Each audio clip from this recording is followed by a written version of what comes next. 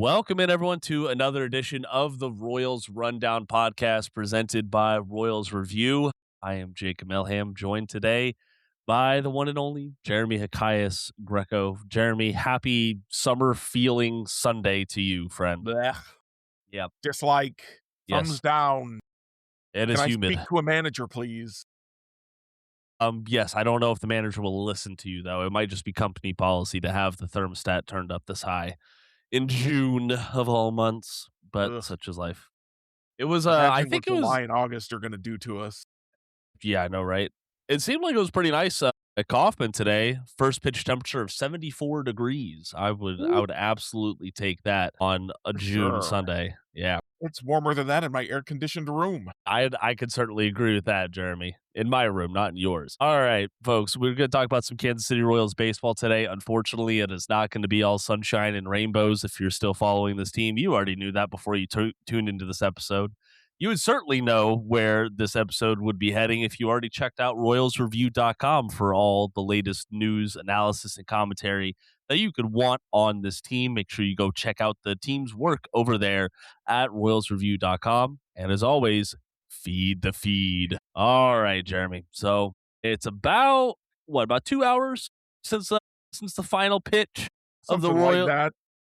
Time What'd is you a say? construct, It Jacob. is. It is a social construct, if you will, just to keep us all running on the same page, if you will. The Royals avoided the sweep to the Houston Astros, winning 3 of their last 4 series finales after having a terrible run in the month of May in series finales. And you know what? Nothing to be upset about. Great start from Stephen Kolek. Bobby Witt Jr. got it going on his 26th birthday. Happy birthday there. Michael Garcia knocking in 3 RBI. But it all just feels hollow. It really did this afternoon, Jeremy. But I do at least want to shout out the folks who did very well in avoiding the sweep. I mean, they finally gave us the lineup we kind of have been asking for months, since Yeah. before the season started in some ways. I certainly one of the lineups I proposed before the season started was, since Bobby Witt Jr. was leading off for Team USA, I said, what if Bobby Witt leads off for the Royals? And then let's get crazy. Let's bat Jack second, because you don't want a really slow guy batting that high in the order necessarily. And then I said Michael and Vinnie. So today we got Carter, who, as other people were calling to be the leadoff guy, and I'm fine with it for sure. He certainly started to heat up once he got moved up to that leadoff spot. And then we got Bobby batting second, Jack batting third, and Michael batting fourth. It's almost like the Royals finally put their 4 best hitters in the top 4 spots in the order. That's some wild talk there, Jeremy. How would they even consider doing that? I don't know. I was frankly shocked and amazed that Salvi wasn't batting third when the lineup came out today. Yeah. After the Vinnie Pasquantino injury, which of course we will discuss momentarily. Yep. Yep, that we will. That we will. So just a full rundown of this lineup, because this does seem like something that, if you would have presented this to a Royals fan in, mid-April, late April even, they would have been on board with this. You got Jensen, Witt, Caglione, Garcia, Massey, Perez, Meisner, Thomas, and Collins. And while it does disappoint me to see all 3 outfielders once again going 7, 8, 9 in the lineup, I That's 'cause do it one of them's playing first now. right, and that's what I was going to get to, is because Jack Caglione, well, he's batting third in that lineup. He was playing first in lieu Apparently, of you have to play first base to bat third. apparently so. Apparently, like that's I don't know what sort of SQL query Matt Quatrero does to set up his lineups every single day, It's but probably pivot tables. probably so. But yeah, Pivot it's an tables in and. Excel. It's an And and, no one not or in actually there. knows how a pivot table works. I'm No. 90% sure. So that's been the problem there. Yep, absolutely. Vinnie Pasquantino was placed on the 10-day IL earlier on Sunday with a right hamate fracture and the corresponding move. Outfielder John Rave was recalled from AAA for his first stint with the Royals this season and his first return to the major league clubhouse since he played 72 games in the big leagues last year. Now, to be fair, Rave has done very well at the plate for Omaha. Done very well. Andy Rogers detailed that he went from a leg lift to a toe tap, and he thinks it's unlocked something for his swing. I will say, you want the good news or the bad news about that first? Good news. Good news. Good news is that's exactly what Michael Garcia did before breaking out last season. He went away from the leg lift and went to a toe tap. Everything I've ever heard, and listen, I don't know a heck of a lot about swing mechanics, but everything I've heard is a toe tap makes it a little bit easier to be on time. Yep. Yep. That it So does. being on time is important. I think some guys worry that it takes away from their power, but you got to be on time first and foremost. So, and obviously Michael has shown plenty of power, and John Rave is not showing a lot of power, but with his speed, if he can just get on base, that's a plus. Yes, that it is. And that he's done that aplenty in Omaha. His 43 walks this season are tied for the fourth most in the International League. Plus, add on to that, he's got 10 home runs and 16 steals, already on pace for a 2020 season there at the AAA level. No matter what level you're at, hitting that benchmark is very, very impressive. Now, how much run will Rave get? I don't know. He should get, if probably not, he'll probably, I don't know, because here's the thing. Cameron Meisner has not been, head and shoulders above John Ray. Like, he's not showing up enough to say, Well, he yeah, is at the John big Ray league isn't going to. level. What'd you say? He's hitting the tar out of the ball right now for the Royals. Well, today hitting the tar out of the ball would be a misnomer. Two check swing singles for the lanky center fielder, but he's gotten hits in every game he's played for the Royals. But he's also messing up on a lot of the fundamentals that would. Who hasn't dropped a routine fly ball that hit them in the glove, Jacob? And the Everyone's base done that. running. There's a lot of mental miscues that we're seeing from Meisner Okay, so far. everyone messes up the base running on the Royals, Well, that's another conversation we should including probably John have. Rave last year. Yes, including John Rave last year. All right. So let's, before we talk about Rave and Meisner, because I personally think that Rave should eat into Meisner's playing time, but we'll see how that goes. He didn't get any No action today. chance. No chance. All right. No If you say chance. so. Meisner's got tools that Rave doesn't have. That's true. But I trust Rave more so to do the normal things correctly, more so If than anything, the Meisner right now. I think Rave would eat into to Thomas's playing time, because Thomas doesn't need to be hitting against right-handers, even if he did a perfectly satisfactory job each of the last. Or well, he hit the home run last night. Even though I watched today's game, I don't remember what he did in today's game. But let's pivot back to the most important thing. Whenever Vinnie Pasquantino in the IL, and he exited Saturday's game with an injured hand, is what it was reported, and he underwent surgery earlier on Sunday and is expected to be out 4 to 6 weeks, according to manager Matt Quachero. However, I don't trust that one bit personally. Can I just interject and say, must be nice to be able to get non-urgent surgery on a Sunday. Yeah, yeah. It would be nice. Can you imagine? I couldn't because it would never happen. Yeah. So 4 to 6 weeks. I do believe that, because I looked up, MLB.com had a really good article about the hamate bone and the injury and the timeline. And they said 4 to 8 weeks is typical. So 4 to 6 weeks is in that window. It's a little on the optimistic side, but Vinny did come back from that thumb injury faster than we thought he could. Also probably faster than he should have. And I wouldn't be surprised if he tries to come back from this hamate injury faster than he should have. Okay, so let me break down with my sudden internet medical degree that I got from reading a single Goodness. article about the hamate bone. The hamate bone is a little hook bone in the right side of your palm, right underneath your pinky, that holds a ligament or a nerve cluster there. So I've heard it said that it's not important. It's like an appendix or a gallbladder. You don't need to have it, but it actually does serve a function, according to this article, because it holds that stuff in place. And without it, you can lose feeling or develop mild pain in your palm and pinky area. So the surgery still they do to is to remove it because it gets such little blood flow that the recovery period would be much longer to repair it. So, the surgery Vinny had is the same as everyone has, where they removed that bone after it broke, and, whenever he comes back, he comes back. Now, the big fear with the hamate injury is the same thing we saw with Blake Mitchell last year, which is, yeah, you come back in 4 to 6, 4 to 8 weeks, but your power is gone for the Mhm. rest of that season. Mitchell, I suddenly blanked on his name for a second. Mitchell had only 13 extra base hits in 60 games last year. For contrast, when I looked last night, he had 17 in 53 games this year.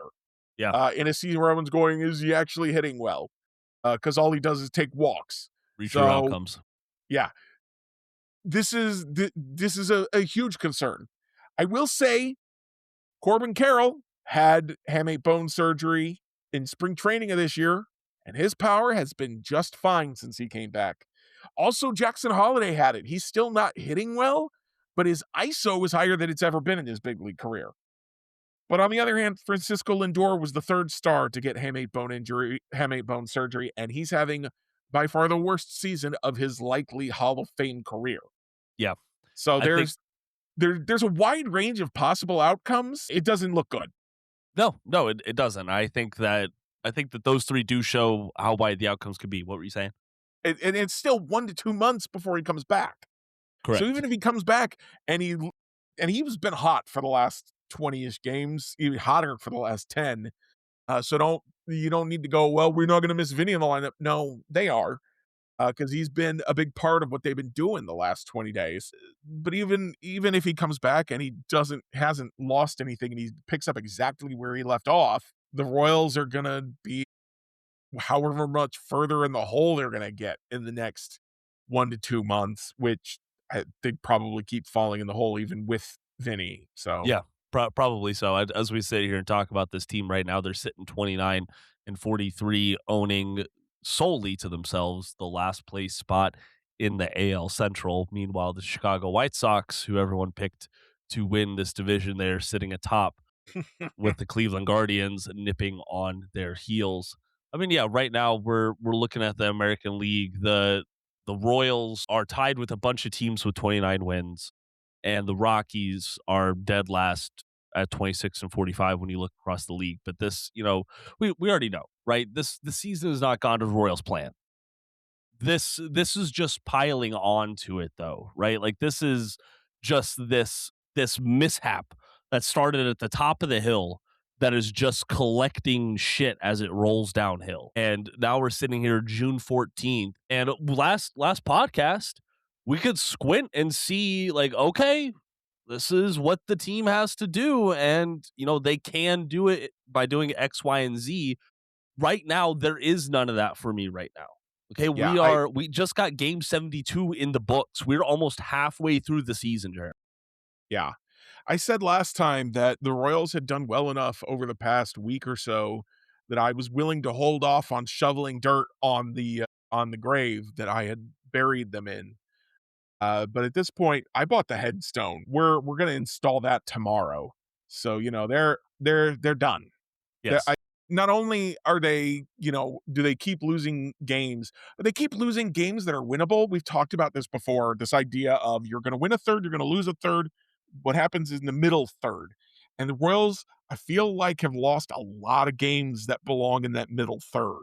You look at this week, they blew 2 different leads, one to the Rangers. They blew that game last night where if Matt Strom could have just held off from the home run for 2 more batters, they maybe would have called the game and not even resumed it, and the Royals would have walked away with a win. It's you just look at this. They lost a game 10-8 because they had to put Luinder Avila on the mound, and they gave up 9 runs in the first inning. Man, the offense showed up, Yep, they but did. the defense or the pitching couldn't do anything to help. So let me get to some numbers real quick, Jeremy, Yeah, go for it. just to derail you. So on Saturday night, the Royals suffered their 20th blown lead loss. That is nearly half of their losses this season, and fourth in just 12 games in June, which is astounding. That 20 amount, that's the third most in Major League Baseball, trailing fellow division mates Minnesota Twins and Detroit Tigers. And it's also their eighth loss despite leading after the seventh inning. That is the most in Major League Baseball. I just go back to earlier on in this calendar year when we're talking about like, hey, this is like one of the most well-rounded bullpens that the Royals have had in recent memory. But the results say completely otherwise. They have 16 blown saves to their name. That's tied for the second most in baseball, Jeremy. Yeah, I think I've moved off the "this is a well-rounded team" Yeah. take. I know a few weeks ago I was saying, "Well, they're less than the sum of their parts, therefore blame the coaches." But now I'm like, "Okay, but they're so bad that actually I guess the parts aren't good." Especially when you look at I believed in Cole Regans and Kris Bubic, but I'm a fan and I have the privilege of believing guys are always gonna be healthy. The team does not. The team also knew that Ryan Bergert had that forearm injury at the end of last year and that it was very questionable that he was going to make it through this year without needing Tommy John surgery. And they still said, "Oh, we've got plenty of pitching depth. We don't need to bring Michael Lorenzen back." And now we've got Luinder Avila making starts, and we're still pitching bullpen games Mm-hmm. because of the lack of pitching depth, because the guys who were likely to get hurt got hurt.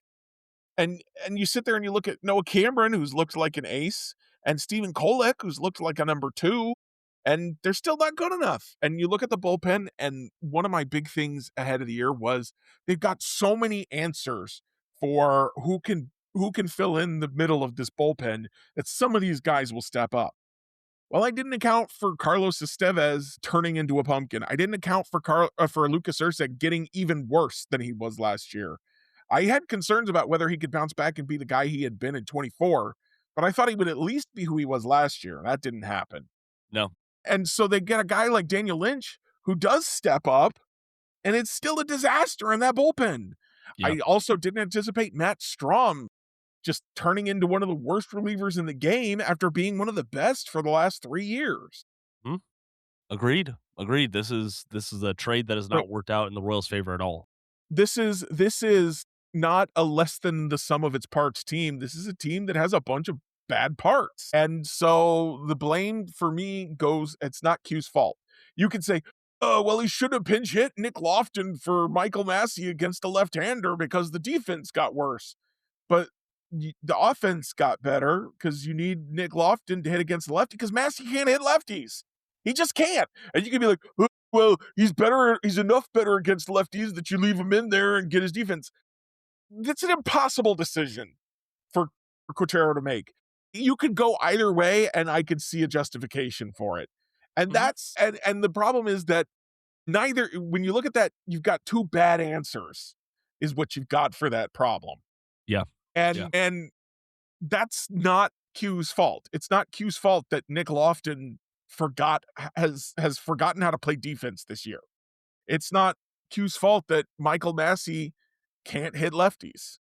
Though, hey, he's been hitting righties, so I'm excited about that. But it's not his fault. So either we blame the general manager and the front office that put this team together, or as I prefer to do, I'm going to blame the owner. And you could say, well, they spent their 18th in payroll and they spent more than most Royals teams in history. And I'm going to say, great. More than most Royals teams in history don't mean shit. Excuse my language. I've been playing Expedition 33, so I got all this Goodness. French that I got to drop in here now. Merde. We be. Don't mean merde, but it's you could spend more. If you didn't, sure, your salaries, your spending's up, but you spend it on Jonathan India. Why did you spend it on Jonathan India? You could have had Jorge Polanco. Now, Polanco's been hurt, but I would have trusted him more. You could have had, I mean, if you really wanted to spend, you could get Cody Bellinger. You could get Yeah. Kyle Tucker. Yeah. Now, Kyle Tucker's not been great, but he's been better than India. I, you had choices you could make. And Mhm. instead of, or if you were willing to spend money, if you were willing to really spend money, and the reason that their payroll is so high is because their drafting was so bad under Dayton Moore. And so Correct. people will say, well, why is there nothing high in the farm system? Well, because JJ Piccolo's drafts aren't high in the farm system yet. Right. Right. So And it's not, I blame the owner, I blame Dayton Moore, and I blame the owner. because if the owner had really spent, they'd be good. Instead of getting the bargain bin options, now they were shopping in the bargain bin instead of the dumpster. Great. The bargain bin still doesn't have great options. True, true. There are one point that I do want to push back. This team would be worse off for having Michael Lorenzen eating innings for them with a 7.54 ERA What's and a your ERA away 1.90. from Colorado? Does it matter? Genuinely? It does to Like me. that's bad no matter how the home road splits are. Here, I'll pull them up real quick just to look at them. Let's see here. Away, he has an ERA of 6.68 with 33 and two-thirds innings pitched. His whip is nearly 1.7. He has an equal number of batters faced at home and away. More strikeouts, fewer walks, but still a very bad pitcher away from the home of the Colorado Rockies. At least he'd be pitching more than one inning like Luinder Avila and Bailey Falter in their starts. Sure, absolutely. Absolutely. And the Speak bullpen wouldn't be absolutely wrecked. That's a big part of what got them last night, that it is. Saturday night, was that the bullpen was wrecked from Luinder Avila pitching 2/3 of an inning on Friday night. Mm-hmm. And what are the Royals going to have to do about that now? Well, the Royals currently list Mitch Spence as their starting pitcher for Monday's game against the Washington Nationals. Mitch Spence, if you don't remember that name, he gave up 6 runs in 4 innings in a game earlier this year with the Royals and has a less than pearly 6.54 ERA in 10 starts with the Omaha Storm Chasers. So that is, I don't know if I've never heard of an innings eater, I would classify Mitch Spence as one. But let's see what happens. Jordan Lyles all over again, baby. All right. Jordan Lyles is an improvement over Avila and Falter. 2023 Jordan Lyles, yes, absolutely. Absolutely. Can someone call Rich Hill? No. Would Rich Hill like to pitch again? No, we are not going back up Dick Mountain again in the summer of 2026. All right. So, moving on to more of those Royals pitching injuries as we sit here. The Royals have 10 players on the IL. 7 of those are pitchers, and 5 of them in total were on the opening day roster. Looking specifically at the starting rotation, Kris Bubic, he suffered a setback in his rehab assignment from June 9th, where he allowed 6 runs on 8 hits in 1 1/3 innings pitched. But according to Quatrero, an MRI showed that nothing is structurally wrong, but he is still having an issue with his shoulder now, not the elbow that he landed on the IL with. It's that shoulder once again, which affected him in 2025. But we'll see if he comes back at all. It's one of those times where it reminds me of a time when I was going to get some scans done because I'd been having some real digestive issues. And I was like, I need to know what's causing this. And I was telling my friend, I got to go get these scans done. And she's like, well, I hope it doesn't show anything wrong. And I'm like, no, I needed to show something wrong so I know what's wrong so we can fix it. And so the scan showing nothing wrong with Kris Bubic is like, okay, nothing's wrong. Why is he hurt? How do we fix it? It scares me more than if they'd found something. You know what I'm saying? Yeah, absolutely. And this was an issue they dealt with last year. This isn't new, unfortunately, for Kris Bubic, and I think this further compounds the issues for the Royals because, okay, cool, if we're pivoting and looking at the trade deadline, what do the Royals have to trade? Well, about a month ago, we were talking about Matt Strahm, we were talking about Kris Bubic as 2 of the headline trade pieces. Right now, who's trading for Matt Strahm? Who's trading for an injured Kris Bubic? I know I'm not if I'm running a front office out there, unless I get some good medicals back from Kris Bubic and see about 3 or 4 quality starts from him. Moving on to another southpaw here, Cole Regans, still with his elbow injury. He threw a 23-pitch bullpen session on June 10th, but woke up with discomfort on June 12th, and he is scheduled to get an MRI tomorrow, so we will see what happens there. But yet another setback there for the Royals' opening day starter. And then meanwhile, hold that thought, Jeremy. If you missed the scary injury with Seth Lugo, please don't go back and rewatch it. That welt showed up immediately. He took a 107-mile-per-hour line drive off of his head, and while a CT scan was clear, Lugo did develop a headache a couple of days after that and is now in the concussion protocol, is what I still like to call it. It's just a 7-day concussion IL.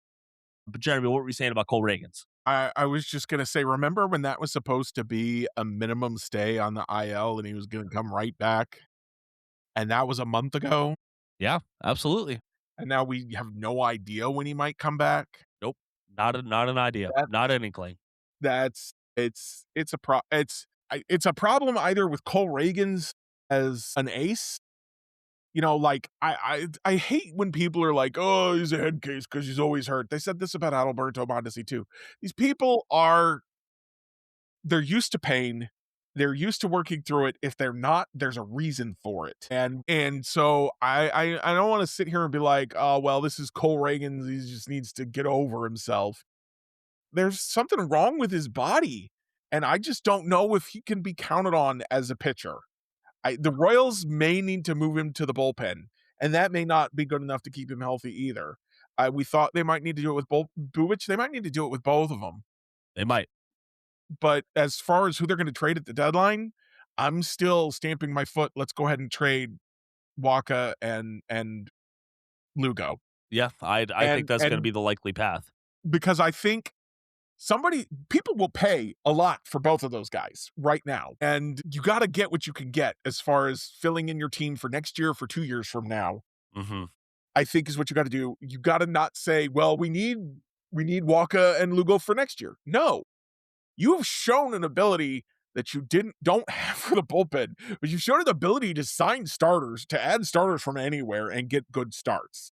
Yeah. The Bailey Falter is by far the outlier here. Mm-hmm. In the negative way. You signed Waka, you signed Lugo. They both pitched better for the Royals than ever before in their lives. You traded for Berger, you traded for Kolek. They both pitched better for the Royals than they did for the Padres. So this is a scenario, and you've got Noah Cameron has looked like an ace for the last month. Yeah, he didn't have a good start his last start. Aces have bad starts.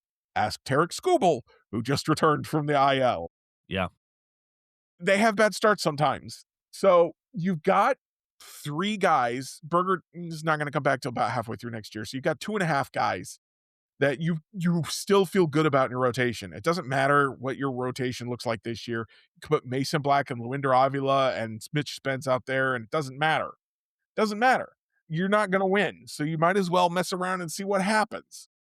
If Zobak comes back and is available, if other guys come up and are available, let's put some minor leaguers out there. Let's some 4A guys that you think are 4A guys. Let's see what happens. And then when you get to the off season, you find the next Michael Walker and you find the next Seth Lugo, and you spend less on them than you're currently spending on the actual Michael Walker and the actual Seth Lugo. Let somebody else pay them and get some prospects back that could fill in the top of your farm system. Okay. And like that's the issue that we're also talking about, right? Is in a losing season like this, I would be clamoring to see prospects. I would be clamoring to see promotions. I would be looking forward to that 28-man roster later on in the season. But go pull up MLB Pipeline's top 30 for the Royals. Go look at it. They're on the top. Wait, what? Don't cut me off, Jeremy. I have got a freaking point here. Goodness. All right. 30 guys. 2 of them are in AAA. And those 2 don't matter at all because Cooter is injured and out for the season, and Gavin Cross has been absolute buns for the Storm Chasers. Why is he still in the top 30? I don't know. I just draft pedigree. That's why. He's a former first rounder and he has tools. Tools don't mean production though. All right. So fine. Let's go to AA. Maybe we get a quick riser out there. No, there's not. There's one top 10 prospect who's in AA right now, and Drew Beam. Okay, Drew Beam is not going to change the season even a modicum. He's not going to be available this year, I wouldn't think. But is Justin Lampkin in the top 30?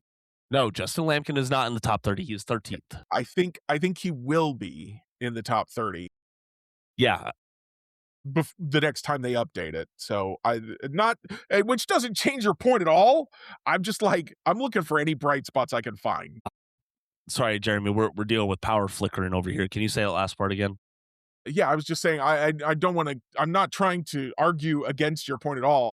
it doesn't counter your point at all. I'm just looking for any bright spots I can find that I think Justin Lampkin will make it into the top 30 the next time they update it.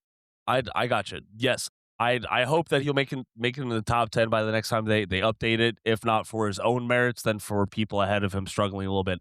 Zobak has struggled in his last 3 starts. He had 4 shutout starts to open up the season, but he's looked a little shaky with the command and control in his last 3 goes for the Northwest Arkansas Naturals. My point being is this is a juncture that not many bad teams are in. Right? I've seen on social media after that, the Fangraphs put out a great article looking at the White Sox. Hey, the White Sox went from a 120 loss team a couple of years ago to now leading their division. What happened? What changed? Well, frankly, they had a poor season. They blew it up at the trade deadline, but also they had a strong crop of prospects who were producing in the minors, who had the draft pedigree, and were in Double-A or above. The Royals don't have that. That's not where they're at. The last legs of the Dayton Moore drafting process are the ones that are in AAA right now, in Ben Kudrna and Gavin Cross. Welcome back into the Royals Rundown podcast presented by Royals Review, everyone. So unfortunately, it was at this point where Jeremy and I started experiencing some technical difficulties. My power was flickering and we had hail pop up out of nowhere. You know how those spring and early summer showers can be. This was a pretty torrential downpour, and it was affecting things in the house here. So we cut it off. Jeremy said that their power, oddly enough, was having issues after then. Just a large, quick storm front passing through their area as well, I guess. So here in a moment, we'll get to their review and wrap up the episode. But I do want to make one thing clear, because we're at a point in the Royal season where there's not a simple solution. There's not a 1 or 2 change thing that is going to turn this season around. I think that's the fact of the matter. I also think that this 6-game homestand was, or should be, a wake-up call to even the most optimistic Royals fans out there. You heard us on the last episode. Like there seemed to be a legitimate path to the Royals turning things around, especially if the other teams ahead of them kept on losing. But you go 2-4 at home. You lose Vinnie Pasquantino for a couple of months, at least. Cole Regans has a setback. Kris Bubic has a setback. Seth Lugo gets beamed in the head with a line drive. Not a lot is rolling the Royals' way, and I don't anticipate that changing with the snap of a finger. I don't change that, or I don't expect that changing with a simple firing or with a lineup change. We'll be here to talk about the Royals, and I highly suggest go root for the Royals. Go out to Kauffman Stadium. Have fun if you're there in the area. Turn on the game. Hope to hear good stories from Denny Matthews, from Rex Hudler. Hope to hear about the broadcast growth from Jeremy Guthrie and Eric Hosmer. I'd turn on the game each and every night, hoping to see a Royals win. So far, more often than not, fans have not seen that so far in 2026, and that's what matters. So you can keep rooting for them, but I think that if you're anticipating rooting for this team come October, you're pretty delusional at this point. But you can always sound off in the comments. If you think I'm being too harsh, that's okay. I don't think I'm being harsh enough. I'd like to hear that too. But my review today is going to be over Plex. So it's a software that allows me and the household to access the media that I have downloaded on my computer. So movies, TV shows, audiobooks, music, whole shebang. We can all get to it through Plex. Plex also organizes it, so I can have an album, right, that I have downloaded, and Plex will give it the cover art and make sure all the track listings are consistent and give me the reviews for it, organize it all. It's pretty nice. It's pretty nice. But most importantly, I can access it from anywhere. I can be on the ship and pull up Plex on my phone and have access to the movies that I have back at home, which is really good. Right now we're watching American Sniper on the Roku TV. They have a smart TV app that makes it super easy to use.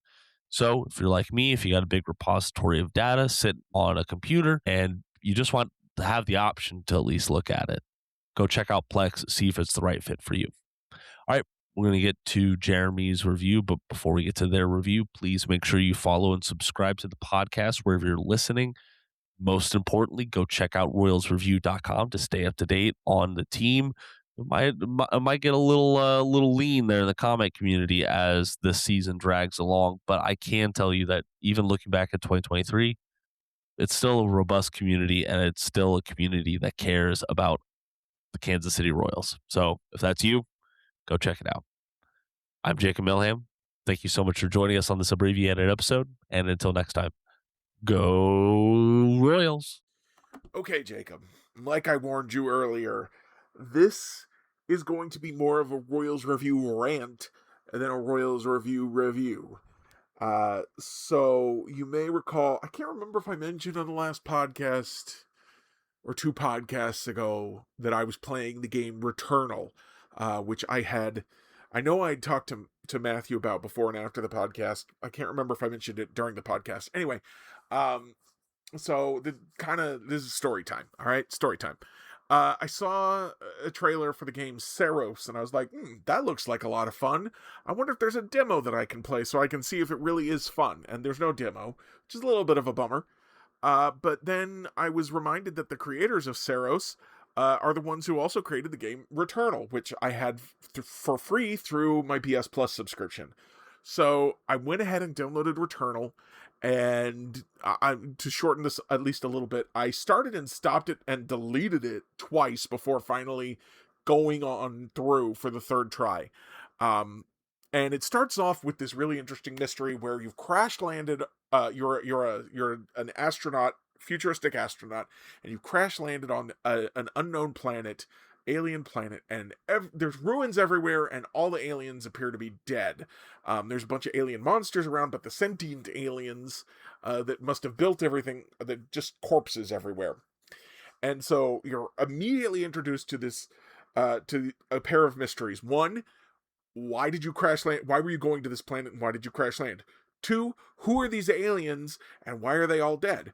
And then shortly after you start the game, you die for the first time, and you discover that you're trapped in a time loop. So 3rd mystery. So I was like, all right, these 3 mysteries. I want to know the answers to these mysteries. Even though this is a roguelite game, so that's the genre, which is a game where you die forever, or you're supposed to. It's going to be a game with a short playthrough period, and you get temporary buffs, and you have to make choices about whether you're willing to take a debuff in order to get a buff. And you go as far as you can go, and you try and figure out what builds work for you, and hope you can find those items again on another run, and eventually you're going to try and complete the run. Not really my genre. I don't like games where I pretty much have to die and I can't retry. I like to be able to kind of approach games with a little bit less RNG. That's random number generation for those of you who aren't in the know. So anyway, I decided I was going to power through because I was really curious about these 3 mysteries and how they might be tied together. And as you go on, you see that they are indeed probably tied together. You find historical records that seem to indicate that you have played some role in this society's uprising and or downfall. And after you complete the 3rd biome, you are rescued, and you're sent. The Space Command Astra has finally found you. They're going to take you back to Earth. Everything's going to be cool. And then you watch some news clips of like, oh yes, the astronaut was rescued. Oh, this is great. And then randomly clips start to intersperse of a car wreck. And you're like, wait a second. Is this all a metaphor for trauma and dealing with grief and trauma? And then there's a grave for some reason, and you're standing next to the grave, and then you're in the grave, and the light is just disappearing into the distance. You're falling deeper into the grave, and then you wake up on the alien planet again, but the world has changed. Now, instead of a dark, wet area with very little life, the sun is out, and life has started. Like, plants are growing, and is populated with all kinds of different enemies. And you start to you have no choice but to try and escape again and figure out why you're in a different time loop now.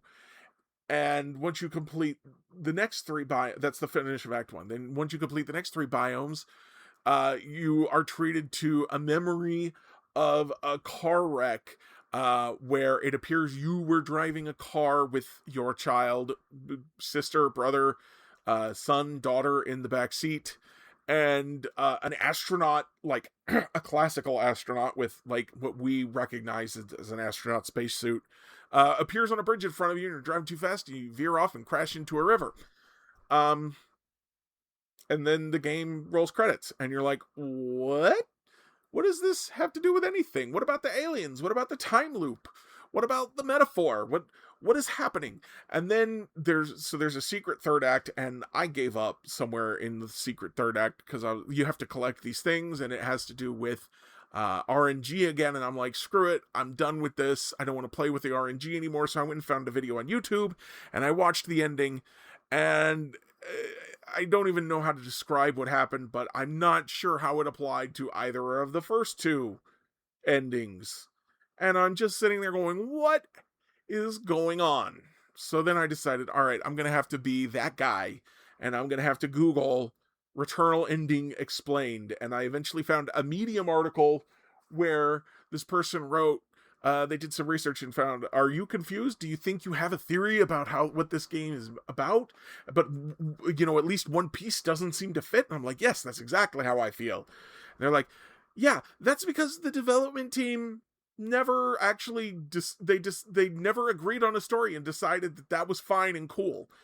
And I'm like, so the development team decided it would be edgy to set up a story that has no payoff and tell me to just imagine how I want it to be.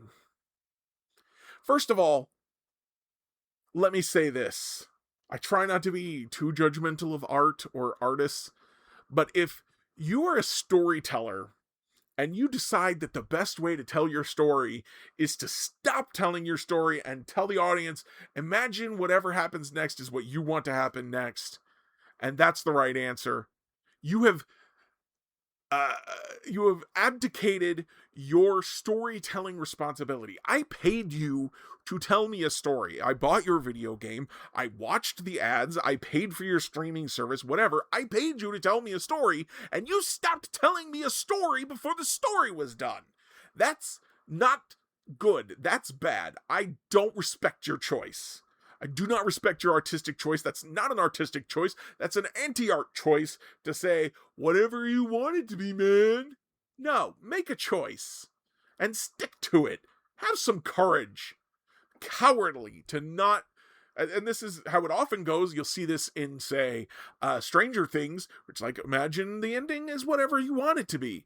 What happens, what Mike says happens is either true or not true, whichever you want it to be. That's cowardly.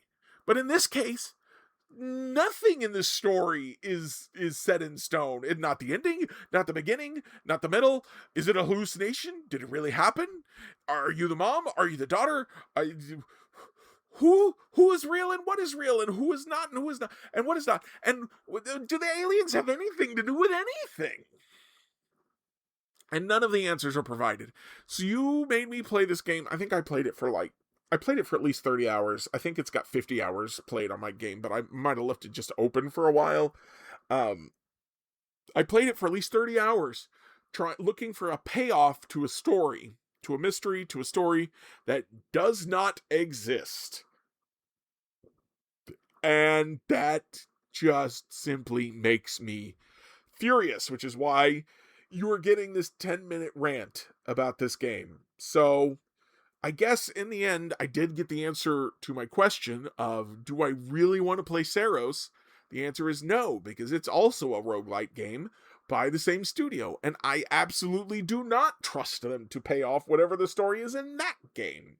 I guess I could Google, do they pay off the story? But if I already know how the story pays off, which is I'm guaranteed to find out because the internet, with the AI search results love to spoil the endings for things. If you're like, hey, does this have an ending? It'll tell you. Like I Googled recently, hey, is the latest season of Taskmaster completed? It's like, yes, and this person was the winner. And I'm like, I didn't want to know who the winner was. I just wanted to know if I could watch it now without having to wait for the next episode to come out. Anyway, yeah, so my goal was to find out if I wanted to play Saros, not even really to play Returnal. I got several hours of, I guess, entertainment, but I'm just mad about it. I'm mad, and I'm not gonna stop being mad. And I don't think I'll ever play another Housemarque game. That's the developer of the game. They're cowards and they suck, and I hate them. I hate each of them personally. That's all. I'm done now. Thank you. If you like the show, please take a moment to rate, review, and subscribe. It really does help the show to grow. Thank you for listening.